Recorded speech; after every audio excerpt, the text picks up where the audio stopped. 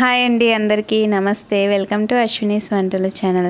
ఈ రోజు వీడియోలో సింపుల్ గా చేసుకుండే స్నాక్ రెసిపీ మీతో షేర్ చేస్తున్నానండి। ఫస్ట్ అయితే స్టవ్ ఆన్ చేసిండాను। స్టవ్ మీద ఒక పెనం పెట్టిండానండి।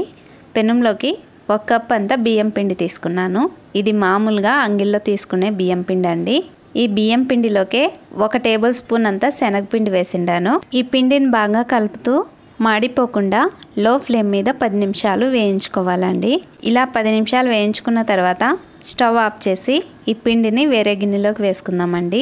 ఈ పిండి చల్లారిన తర్వాత ఒక గిన్నెలోకి ఈ పిండిని జల్లించుకుందామండి।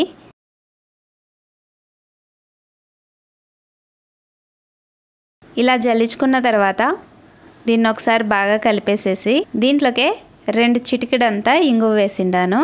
ఇంగువ ఆప్షనల్ అండి, కావాలంటే వేసుకోండి లేదంటే స్కిప్ చేసేయచ్చు।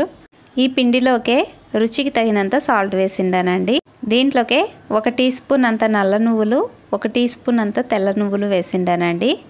1 టీ స్పూన్ అంత నెయ్యి వేసి ఈ పిండిని నెయ్యి అంతా పిండికి పట్టేలాగా బాగా కలుపుకుందామండి। పిండి ఇలా కలుపుకున్న తర్వాత ఇప్పుడు దీంట్లోకే కొద్దిగా నీళ్ళు వేసుకుంటూ చపాతీ పిండిలాగా సాఫ్ట్గా కలుపుకోవాలండి।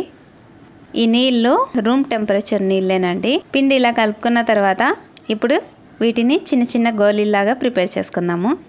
వీడియోలో చూడండి ఫ్రెండ్స్, ఇలా చిన్న ఉండ తీసుకున్నాను।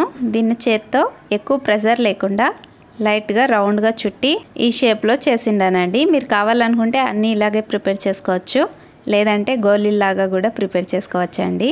నేను ఒకటైతే మీకు ఇలా చూపించిండాను, మిగిలిండే అన్నీ ఇలా రౌండ్గా గోళీలాగా చుట్టుకుండేస్తానండి। దీంట్లో ప్రాసెస్ మొత్తం సులువుగా అయిపోతుందండి, కానీ ఈ ఉండలు చుట్టేదానికే నాకు 1 గంట టైం పట్టేసిందండి। ఉండలు చుట్టేదానికే కొంచెం టైం ఎక్కువ తీసుకుంటుంది। అన్నీ ఇలా చిన్న ఉండలు చుట్టుకున్న తర్వాత ఇప్పుడు స్టవ్ ఆన్ చేసి స్టవ్ మీద అదే పెనం పెట్టిండాను। పెనంలోకి డీప్ ఫ్రైకి కావాల్సినంత నూనె వేసిండానండి।